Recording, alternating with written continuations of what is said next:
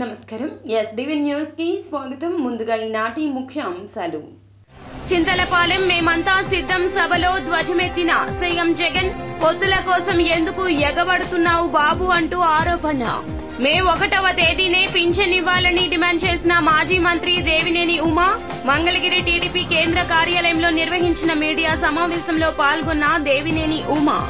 నైపుణ్యాల అభివృద్ధి ద్వారానే ఉన్నత ఉద్యోగ అవకాశాలు సాధ్యమన్న హైకోర్టు న్యాయమూర్తి జస్టిస్ బి కృష్ణమోహన్. శనివారం నిర్వహించిన క్యాంపస్ ప్లేస్మెంట్స్ సక్సెస్ మీట్ లో పాల్గొన్న హైకోర్టు న్యాయమూర్తి జస్టిస్ బి కృష్ణమోహన్.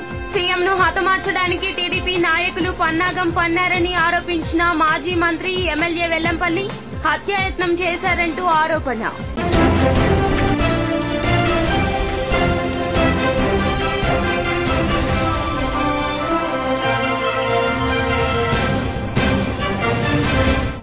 ఇక డీటెయిల్స్ చూస్తే చింతలపాలెం మేమంతా సిద్ధం సభలో CM YS Jaganmohan Reddy TDP అధినేత చంద్రబాబుపై ధ్వజమెత్తారు. మీ బిడ్డ జగన్ 58 నెలలుగా ప్రతి ఇంటికి చేసిన మంచిని గుర్తు చేసి ఓట్లు అడుగుతుంటే చంద్రబాబు మాత్రం తన హయాంలో పేదలకు చేసిన ఒక్క మంచి పని కూడా లేకపోవడంతో ఉక్రోషంతో రాళ్లు వేయమంటున్నారని సీఎం జగన్ ధ్వజమెత్తారు. పేద పిల్లలకు ఇంగ్లీష్ మీడియం చదువులు వద్దంటూ ఏకంగా ఉద్యమాలు చేయించిన వ్యక్తి దేశంలో ఒక్క చంద్రబాబు మాత్రమే అంటూ మండిపడ్డారు. ఏమంటున్నాడంటే జగన్ ఒక బచ్చా అంటున్నాడు.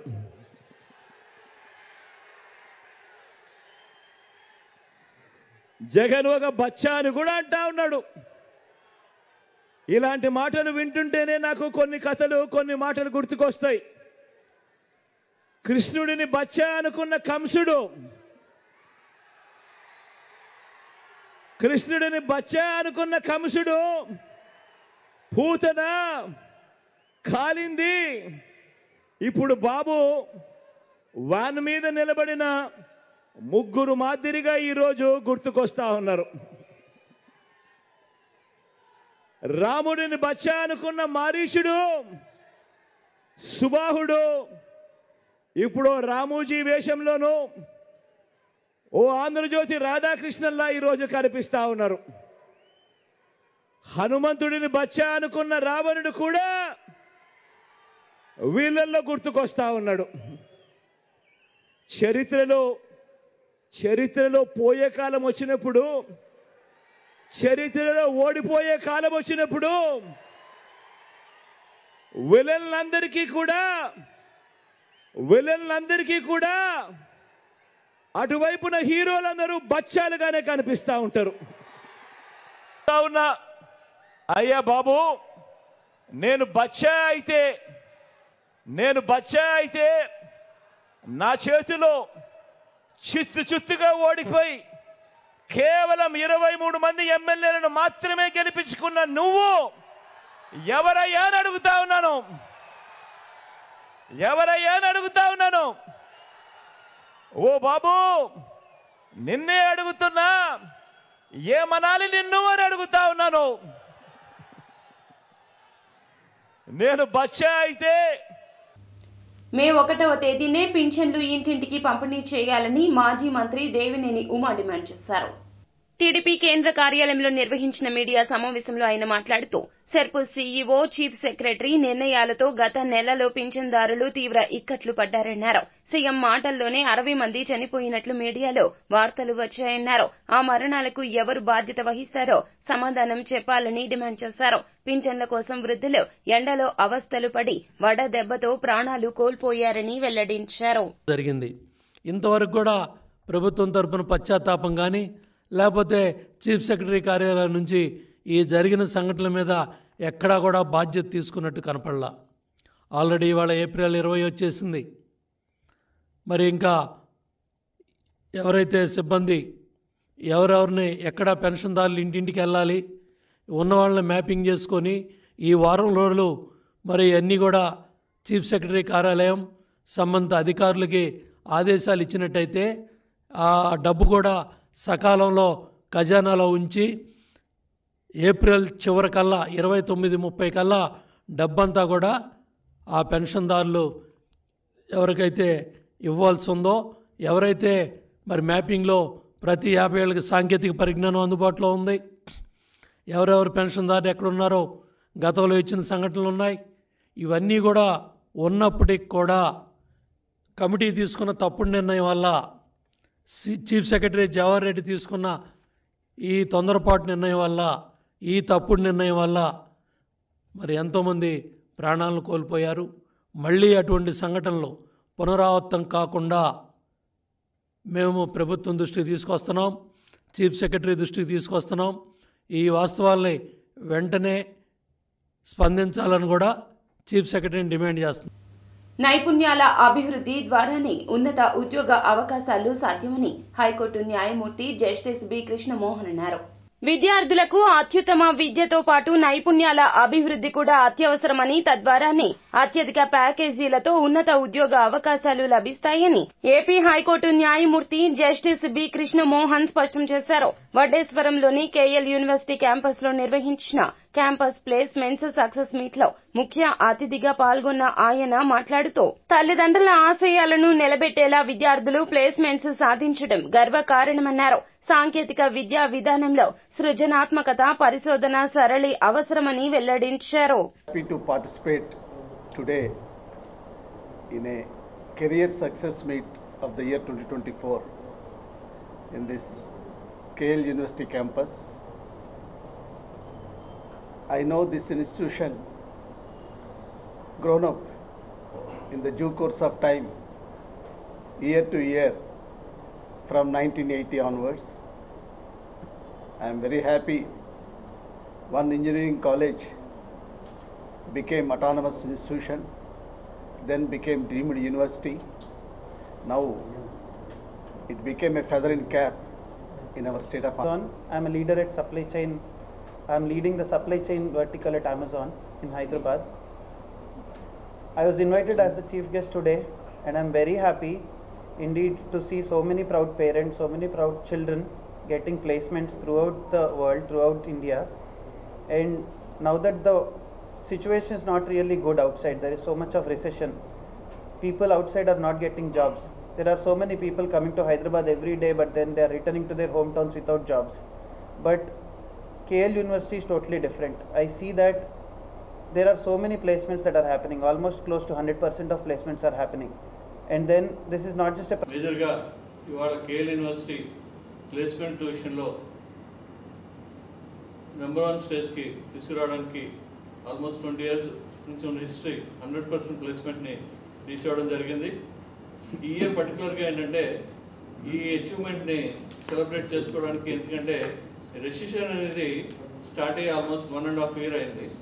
ఈ రెసిషన్ పీరియడ్లో మేము చాలా ఛాలెంజెస్ ఫేస్ చేయాల్సి వచ్చింది. ఎందుకంటే ప్రతిసారి కూడా విప్రో నుండి, ఇన్ఫోసిస్ నుండి, లేకపోతే యాక్షన్స్ నుండి కంపెనీస్ అన్నీ కూడా మాకు ఒక 800 మెంబర్స్ను 600 మెంబర్స్ను తీసుకుని ఇవ్వడం జరిగేది.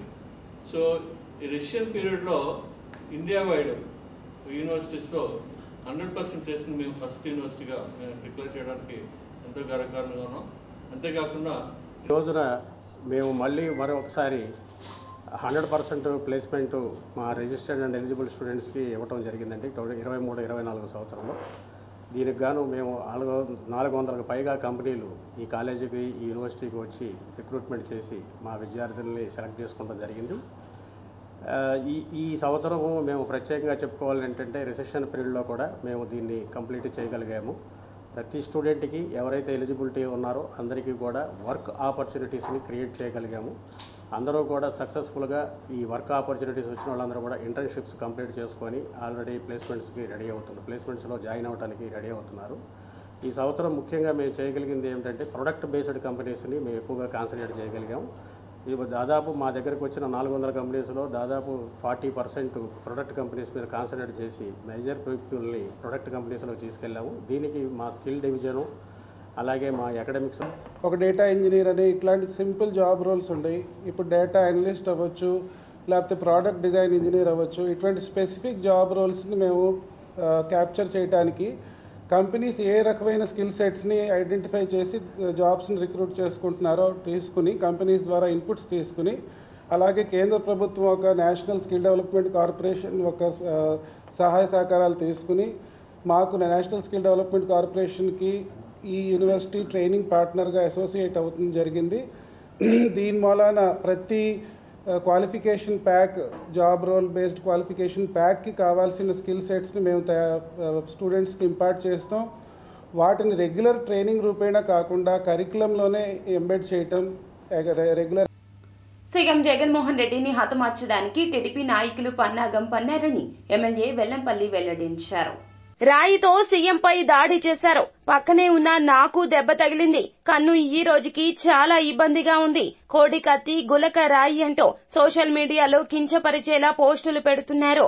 చావు ఎవ్వరూ కొని తెచ్చుకోరని వెల్లడించారు.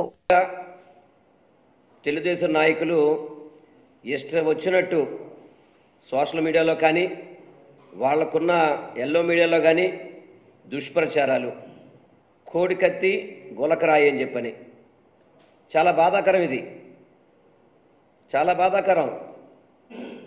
మీకు మీరే కొట్టించుకున్నారు సానుభూతి కోసం అని చెప్పని. మీరు జగన్మోహన్ రెడ్డి గారు సిద్ధం సభలను చూడండి ఒకసారి, జన సముద్రం ఏ విధంగా వస్తుందో. ఆ తర్వాత మేమంతా సిద్ధం. ఈరోజు పులివెందుల నుంచి ఈరోజు నిన్న కాకినాడ వరకు కూడా ఏ విధంగా రోడ్ షోలు కానీ మీటింగ్స్ కానీ ఏ విధంగా జరుగుతున్నాయనేది ప్రజలందరికీ కూడా తెలుసు. అదేవిధంగా తెలుగుదేశం చంద్రబాబు నాయుడు చూసాం, అక్కడున్న తొత్తులు చూస్తున్నాం. చంద్రబాబు నాయుడేమో ఇది గులకరాయి, ఇందులో తెలుగుదేశంలో బోండోమని ఇరికించడానికి ప్రయత్నం చేస్తున్నారు, ఇది చేస్తే కనుక జూన్ 4 మీ అంత చూస్తూ అంటాడు. అదేవిధంగా బోండోమా కూడా జూన్ 4 మీ అంత చూస్తూ ఉంటారు. అదేవిధంగా పట్టాభి, అతను కూడా ఇష్టం వచ్చిన మాడుతున్నారు. ఒక్కసారి కనుక మనం ఆలోచన చేసుకుంటే ఈ సంఘటనలో తెలుగుదేశం వాళ్ళ హస్తం ఉందో లేదో వాళ్ళ నోటేమిటే మీకు అర్థమయ్యే విధంగా తెలుసుద్ది.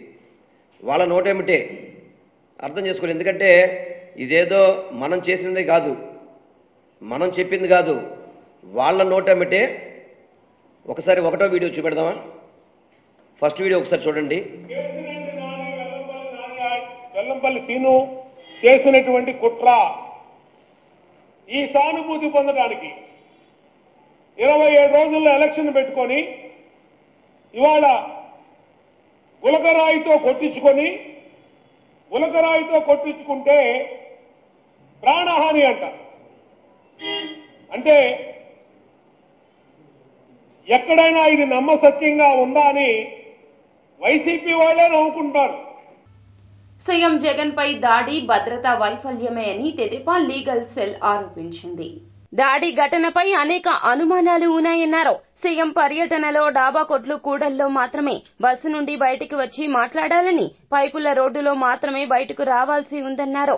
కానీ డాబా కొట్లు కూడలి నుంచి కృష్ణా హోటల్ కు వెళ్లే మార్గంలో రాయి దాడి జరిగిందని, ఆ మార్గంలో బస్సుపై ఉండకూడదని రూట్ మ్యాప్ చెబుతున్నా ఎందుకు బస్సుపై ఉన్నారో పోలీసులు సమాధానం చెప్పాలని ఈ సందర్భంగా డిమాండ్ చేశారు. సంఘటన జరిగింది. ఈ రోడ్లో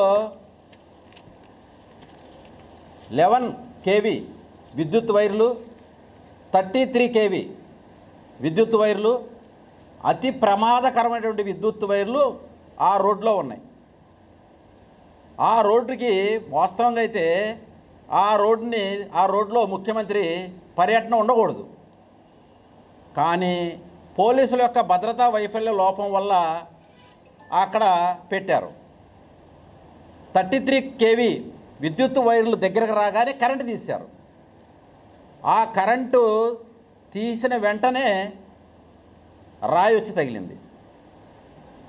ఇది చెప్పింది పోలీసులు. నాయకులు 100 కేసులు పెడతారు అటు ఇటు కూడాను, కానీ వాస్తవాలు తెలుసుకోవడం బాధ్యత ఐపీఎస్ ఆఫీసర్ది. మరి అతనే ఈ రకంగా దుర్మార్గంగా కేసులు పెడతాం అనేది చాలా అన్యాయం. దీన్ని చాలా తీవ్రంగా ఖండిస్తున్నాం. ఇక జగన్మోహన్ రెడ్డి గారి యొక్క గత చరిత్ర చూసినట్లయితే ఖచ్చితంగా అతను ఎన్నికల్లో లాభం పొందేందుకోసమే ప్రతిసారి ఏదో ఒకటి చేస్తుంటాడు. మంత్రి గారి గత చరిత్ర చూసుకుంటే వాళ్ళ బాబాయ్ హత్య కేసు కానీ దాంట్లో ఏం జరిగిందో ప్రపంచానికి తెలిసింది వాళ్ళ. అలాగే కోడికత్తి కేసులో ఆ ముద్దాయి 5 ఏళ్ల నుంచి జైల్లో ఉన్న ఈ విట్నెస్ సాక్ష్యం చెప్పడానికి సీఎం రావట్లే కోర్టుకి. ఇలా గనక జరిగితే మాత్రం ఆ కోణంలో కూడా పోలీసులు దర్యాప్తు చేయాలని చెప్పి మేము కోరుకుంటున్నాం. నిజంగా కనుక జరిగితే దోషిని శిక్షించాలి. అదే కనుక వీళ్ళు క్రియేట్ చేసి జరిగితే మాత్రం వీళ్ళ మీద యాక్షన్ తీసుకోవాలని చెప్పి మేము పోలీసు వారిని కోరుకుంటున్నాం. అలాగే మీకు ముఖ్యమంత్రి గారి పర్యటనలో ఎలా ఉంటుందంటే అండి, అసలు ముఖ్యమంత్రి గారి పర్యటనలో పవర్ కట్టే జరగదండి. పవర్ కట్ జరిగితే విత్ ఇమీడియట్ ఎఫెక్ట్ ఇంటెలిజెన్స్ ఏం చేస్తుందంటే అండి, విఐపి ఎవరైతే ఉన్నాడో సీఎం జగన్మోహన్ రెడ్డిపై రాయి దాడి కేసులో శనివారం అర్ధరాత్రి కీలక పరిణామం చోటు చేసుకుంది. గత 5 రోజులుగా పోలీసుల అదుపులో ఉన్న అనుమానితుడు బీసీ వర్గానికి చెందిన వేముల దుర్గారావును ఎట్టకేలకు విడిచిపెట్టారు. ఈ కేసులో అరెస్టైన ప్రధాన నిందితుడు సతీష్ దుర్గారావు ప్రమేయంతోనే దాడికి పాల్పడినట్లు వచ్చిన ఆరోపణల్లో నిజం లేదని తేలింది. అజిత్ సింగ్ నగర్ పోలీస్ స్టేషన్ నుండి తల్లి గురువమ్మ, భార్య శాంతికి ఫోన్ రావడంతో వారు అక్కడికి హడావిడిగా చేరుకున్నారు. ఆ సమయంలో పోలీసులు దుర్గారావును పిలిచి వారితో మాట్లాడే అవకాశం కల్పించారు. సెంట్రల్ టీ క్యాంటీన్ దగ్గర బండి ఆపుకొని దాని మీద నిలబడ్డాను. కూర్చున్నాను. నేను కూర్చుంటే అక్కడికి వచ్చి దుర్గారావు మీరేనా, వేముల దుర్గారావు అని అడిగితే నేనేనండి అంటే, సరే రండి కార్ ఎక్కడ కొంచెం పని ఉంది మాట్లాడేది అంటే, సరే ఎక్కడికి వెళ్ళాలని చెప్తాం ఎక్కడని తీసుకెళ్ళారు. పోలీసు వాళ్ళు తీసుకెళ్ళి ఇంట్రాగేషన్ మొదలు పెట్టారు. దేనికి సార్, దేని విషయం అంటే జగన్ గారి మీద దాడి జరిగిన విషయం దాని గురించి ఇంట్రాగేషన్ మొదలు పెట్టారు. పోలీసు వారు కూడా మొత్తం అంతా ఇంట్రాగేషన్ మొత్తం మొదలుపెట్టి వాళ్ళకి తెలిసింది ఏంటంటే నేను ఏ తప్పు చేయలేదని వాళ్ళకి కూడా అర్థమైంది. అర్థం అవడం వల్ల వాళ్ళు కూడా నన్ను నిర్దోషిలా భావించి తీసుకొచ్చి మా ఇంటి దగ్గర అప్పచెప్పి సార్వత్రిక ఎన్నికలకు సంబంధించి మొత్తంగా 22 మంది అభ్యర్థులు నామపత్రాలు సమర్పించారు. ఇందులో విజయవాడ లోక్సభ స్థానానికి 1, 6 అసెంబ్లీ స్థానాలకు 22 మంది నామపత్రాలు అందించారు. లోక్సభ, అసెంబ్లీ స్థానాలకు నామినేషన్లు దాఖలు చేసే గడువు ఇంకా 4 రోజులే ఉంది. ఈ నెల 18 నుండి నామినేషన్లు స్వీకరిస్తున్నారు. ఈ నెల 21వ తేదీ ఆదివారమో సెలవు, 25వ తేదీ గురువారంతో నామినేషన్ల స్వీకరణ గడువు ముగుస్తోంది. 85 సంవత్సరాలు నిండినటువంటి సీనియర్ సిటిజన్స్ అంటారు. దెన్ పీడబ్ల్యూడీస్ అంటే వికలాంగులు ఎవరైతే ఉన్నారో 40% బెంచ్ మార్కింగ్ ఉండి అది కూడా రోల్లో వాళ్ళు పీడబ్ల్యూడీగా మార్కింగ్ అయినటువంటి వాళ్ళకి సెకండ్ కేటగిరీ. థర్డ్ ఇప్పుడు ప్రస్తుతానికి అటువంటి ప్రాబ్లం లేదు. ఏవీసీఓ అంటారు, అంటే ఆబ్సెంటీ ఓటింగ్ కోవిడ్ పేషెంట్స్ అంటారు. సో థర్డ్ కేటగిరీ ఇప్పుడు లేదు. సో మొదటి 2 కేటగిరీస్కి 85 దాటినటువంటి వాళ్ళు మరియు 40% దాటి వికలాంగుల అనేది సర్టిఫికేట్ ఉండి వాళ్ళు కూడా పీడబ్ల్యూడీ మార్కింగ్ అయినటువంటి వాళ్ళకి మన ఎన్టీఆర్ జిల్లాలో సుమారుగా ఒక 905 మంది 9,500 మంది ఒక కేటగిరీ కింద ఉన్నారు. ఇంకో కేటగిరీ కింద సుమారు ఒక 13,500 ఉన్నారు. అంటే రెండు కలిపి సుమారు ఒక 23,000 అనేటట్టు ఉన్నారు. సో వీరందరికీ కూడా నా యొక్క విన్నపం ఏంటంటే ఇప్పటికే బూత్ లెవెల్ అధికారులందరికీ కూడా ఫామ్ 12D అనేటువంటి ఇవ్వడం జరిగింది. ఆ 12D మీ అందరికీ కూడా ఇచ్చుంటారు. సో దాంట్లో ఎవరెవరైతే కన్సెంట్ ఉందో అంటే మీరు 12D మా ఇంటి దగ్గరికే వచ్చి ఓట్ అనేటువంటిది పోస్టల్ బ్యాలెట్ ఇవ్వండి అనుకొని చెప్పేసి మీరు ఇస్తే దాన్ని ఆర్ఓ అది చూసుకొని అది జెన్యూనా కాదా అని చూసుకొని దానికి తగ్గట్టుగా ఆర్డర్స్ ఇవ్వడం జరుగుతుంది. ఎవరైతే ఒకవేళ మేము రాగలుగుతాం 85 దాటినప్పటికీ కూడా వికలాంగులుగా ఉన్నప్పటికీ కూడా వైసీపీలో చాలా మంది తన అభిమానులు ఉన్నారని జనసేన అధినేత పవన్ కళ్యాణ్ వెల్లడించారు.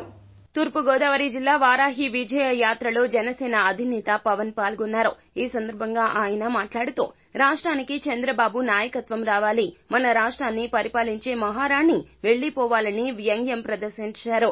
జకంపూడి కుటుంబంపై తనకు గౌరవం ఉందన్నారు. రాజానగరం నియోజకవర్గం గంజాయి, ఇసుక అక్రమ తవ్వకాలకు అడ్డాగా మారిందన్నారు. బలమైన భవిష్యత్తు ఇవ్వడానికి వచ్చాయన్నారు. వైసీపీ మళ్లీ అధికారంలోకి వస్తే ఏపీ సర్వనాశనం అవుతుందన్నారు.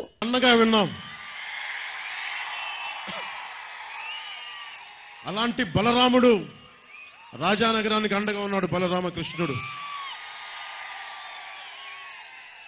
పెద్దంటి వ్యక్తి కాదు, కింద నుంచి పైకి వచ్చినవాడు, ఒడిదుడుకులు ఎదుర్కొంటున్నవాడు, అండగా నిలబడేవాడు. అందుకనే నా మొట్టమొదటి అనౌన్స్ చేసిన సీటు రాజానగరం అనౌన్స్ చేశాను. వాళ్ళ దందాలు జకంపూడి కుటుంబానికే జక్కంపూడి రామ్మోహన్ రావు గారికే వారు చాలా గౌరవించే వ్యక్తిని వారి జక్కంపూడి కుటుంబానికి. కానీ వారి పిల్లలు అంటే చెడు సావాసం ఎలా ఉంటుందంటే జగన్ సావాసం చేస్తే జక్కంపూడి గారి పిల్లలు కూడా పాడైపోరనడానికి ఇదే నిదర్శనం. గాదాల్లో 46 ఎకరాలు లేఅవుట్ వేశారు. రాజానగరంలో 30 ఎకరాలు లేఅవుట్ వేశారు. రాజమండ్రి ఎయిర్పోర్ట్ దగ్గర 72 ఎకరాలు లేఅవుట్ వేశారు. వీటికి లేఅవుట్ వేయకూడదని మీరు అనొచ్చు, వేయడం తప్పు కాదు. అదే మీలో ఒకడొచ్చి నేను లేఅవుట్ వేసుకుంటాను నా ఎకరంలో అంటే మీరు ఎమ్మెల్యేకి 15% కమిషన్ ఇవ్వాలి మీరు. మరి వీళ్ళందరూ కూర్చొని వారు వేసిన ఈ 150 కడప నుంచి లోక్సభ అభ్యర్థిగా బరిలోకి దిగిన AP Congress chief YS Sharmila తన నామినేషన్ను దాఖలు చేశారు. వైఎస్ వివేక కుమార్తె సునీతతో కలిసి కడప కలెక్టరేట్లో రిటర్నింగ్ అధికారికి తన నామినేషన్ పత్రాలు అందించారు. అంతకుముందు ఇడుపులపాయలో వైఎస్ ఘాట్ వద్ద నామినేషన్ పత్రాలు ఉంచి షర్మిల నివాళులర్పించారు. ఈ సందర్భంగా ఆమె మాట్లాడుతూ కడప నియోజకవర్గ ప్రజలు ఈ ఎన్నికల్లో మంచి తీర్పు ఇస్తారని భావిస్తున్నట్లు పేర్కొన్నారు. సీఎం జగన్మోహన్ రెడ్డిపై టీడీపీ అధినేత చంద్రబాబు నాయుడు నిప్పులు చెరిగారు. టీడీపీ అధినేత చంద్రబాబు నెల్లూరు జిల్లా సర్వేపల్లి నియోజకవర్గం పొదలకూరులో ప్రజాగళం సభకు హాజరయ్యారు. ఈ సందర్భంగా ఆయన ప్రసంగిస్తూ ఈ ఎండల కారణంగా కలుగుతున్న మంట కంటే ఈ ప్రభుత్వంపై ప్రజల్లో ఉన్న మంటే ఎక్కువగా ఉందన్నారు. ఎండల బాధుడు కంటే వైసీపీ ప్రభుత్వ బాధుడే ఎక్కువగా ఉందని ఈ సభను చూస్తే అర్థమవుతోందన్నారు. రాజకీయ వేడి ముందు వేసవి వేడి కొట్టుకుపోతుందన్నారు. ఈ అగ్నిలో మే 13న వైసీపీ మసైపోతోందని వ్యాఖ్యానించారు. నేను ఒకటే మీకు చెప్తున్నాను, ఈయన అంటాడు ఏదో క్లాస్ వార్ అని, కాదు క్యాష్ వార్. నేను పదే పదే చెప్తున్నా, రాష్ట్రంలో ఉండే డబ్బులంతా ఎక్కడికి పోయిందంటే ఎక్కడికి పోయిన తమ్ముళ్ళు అని మిమ్మల్ని అడుగుతున్నా. తాడేపల్లి కొంపకు పోయిందా లేదా అని మిమ్మల్ని అడుగుతున్నా. తమ్ముళ్ళు నేను అడుగుతున్నా ఒక మాట, ఒకప్పుడు క్వార్టర్ బాటిల్ మద్యం బాబులు కూడా ఇక్కడ ఉంటారు. ఆ రోజు తమ్ముళ్ళు ఎంత 60 రూపాయలు, ఇప్పుడు ఎంత తమ్ముళ్ళు అని అడుగుతున్నా. 200 అవునా కాదా? 140 రూపాయలు నాణ్యత ఉందా దాంట్లో? ఎక్కడైనా సరే ఆన్లైన్ పేమెంట్ తీసుకున్నారా? కడాన కిళ్ళి కొట్లో, తోపుడు బండ్లో, టీవాలా, అందరూ ఛాయ్ వాలా కూడా నేరుగా ఆన్లైన్ పేమెంట్ తీసుకున్నారు.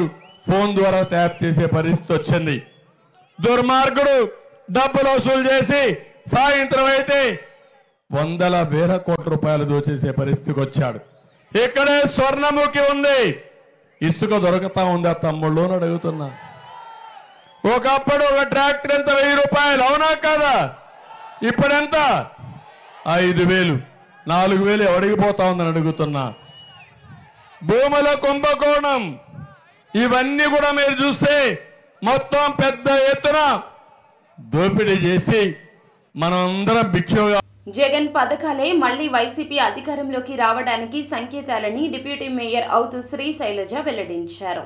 వైసీపీ సెంట్రల్ నియోజకవర్గ వైసీపీ అభ్యర్థి వెల్లంపల్లి అభ్యర్థిత్వాన్ని బలపరుస్తూ వెల్లంపల్లి సతీమణి శ్రీవాణి తదితర కుటుంబ సభ్యులు 58వ డివిజన్ కార్పొరేటర్ డిప్యూటీ మేయర్ అవుతూ శ్రీశైలజ శ్రీనివాసరెడ్డితో కలిసి స్థానిక సింగనగర్లో పర్యటించి వెల్లంపల్లిని ఆదరించి ఫ్యాన్ గుర్తుపై ఓటు వేసి అఖండ మెజారిటీతో గెలిపించాలన్నారు. ఈ సందర్భంగా డిప్యూటీ మేయర్ అవుతూ శ్రీశైలజరెడ్డి మాట్లాడుతూ జగన్మోహన్ రెడ్డి పాలన పట్ల రాష్ట్ర ప్రజానీకం హర్షం వ్యక్తం చేస్తున్నారన్నారు. అందరూ కూడా ఫ్యాన్ గుర్తుకు ఓటేయాలని కూడా తెలియజేసుకుంటా ఉన్నాం. ఇంకో విషయం కూడా చెప్పాలా, ఇక్కడ ఉన్నటువంటి తెలుగుదేశం పార్టీ, ఇక్కడ ఉన్నటువంటి తెలుగుదేశం అభ్యర్థి నిజంగా దొంగ దొరికిపోయాడని పాపం పశ్చాత్తాపంతో చచ్చిపోతా ఉన్నాడు. ఆయన హడావుడి లేకుండా నిన్న నామినేషన్ వేసినటువంటి సందర్భాలు కూడా మనందరం చూసాం. ఎందుకంటే గొప్పలుగా చెప్తాడు, నేనే గెలిచేది, తెలుగుదేశం ప్రభుత్వం అధికారంలో రాబోతోంది అని. ప్రజలందరూ మిమ్మల్ని క్వశ్చన్ వేస్తా ఉన్నారని కూడా మీ సందర్భంగా తెలియజేస్తా ఉన్నాం. ఎందుకంటే దొడ్డుదారిన ఓట్లు లేకపోతే ఒక వ్యక్తిని చంపి మేము గెలవాలనేటువంటి ఏదైతే మీ తెలుగుదేశం ఆకాంక్ష, ఆ ఆకాంక్షను ప్రజలందరూ కూడా రాబోయే రోజుల్లో ఎలా తీర్పిస్తారో మీరందరికీ కూడా తెలుసు. కానీ మళ్ళీ మేమే గెలుస్తాం అనేటువంటి దానిలో మీరు ముందుకెళ్తా ఉన్నారు. నిజంగా ఓటు రాజకీయం అనేటువంటిది ప్రజల దగ్గర మన్ననలు పొందాలా, ప్రజలు మనకి ఫలానా వ్యక్తి మంచి చేస్తాడనేటువంటి దాని మీదే మనకు ఓటు పడుతుంది. కానీ మీరు అలా కాకుండా గత 5 సంవత్సరాల పాలనలో ఎక్కడా కూడా. వార్తలు ముగించే ముందు ముఖ్య అంశాలు మరోసారి. చింతలపాలెం మేమంతా సిద్ధం సభలో ధ్వజమెత్తిన సీఎం జగన్, పొత్తుల కోసం ఎందుకు ఎగబడుతున్నావు బాబు అంటూ ఆరోపణ. మే 1వ తేదీనే పింఛన్ ఇవ్వాలని డిమాండ్ చేసిన మాజీ మంత్రి దేవినేని ఉమా మంగళగిరి టీడీపీ కేంద్ర కార్యాలయంలో నిర్వహించిన మీడియా సమావేశంలో పాల్గొన్న దేవినేని ఉమా. నైపుణ్యాల అభివృద్ధి ద్వారానే ఉన్నత ఉద్యోగ అవకాశాలు సాధ్యమన్న హైకోర్టు న్యాయమూర్తి జస్టిస్ బి కృష్ణమోహన్. శనివారం నిర్వహించిన క్యాంపస్ ప్లేస్మెంట్స్ సక్సెస్ మీట్ లో పాల్గొన్న హైకోర్టు న్యాయమూర్తి జస్టిస్ బి కృష్ణమోహన్. సీఎంను హతమార్చడానికి టీడీపీ నాయకులు పన్నాగం పన్నారని ఆరోపించిన మాజీ మంత్రి ఎమ్మెల్యే వెల్లంపల్లి హత్యాయత్నం చేశారంటూ ఆరోపణ. ఎస్టీవీ న్యూస్ సమాప్తం. నమస్కారం.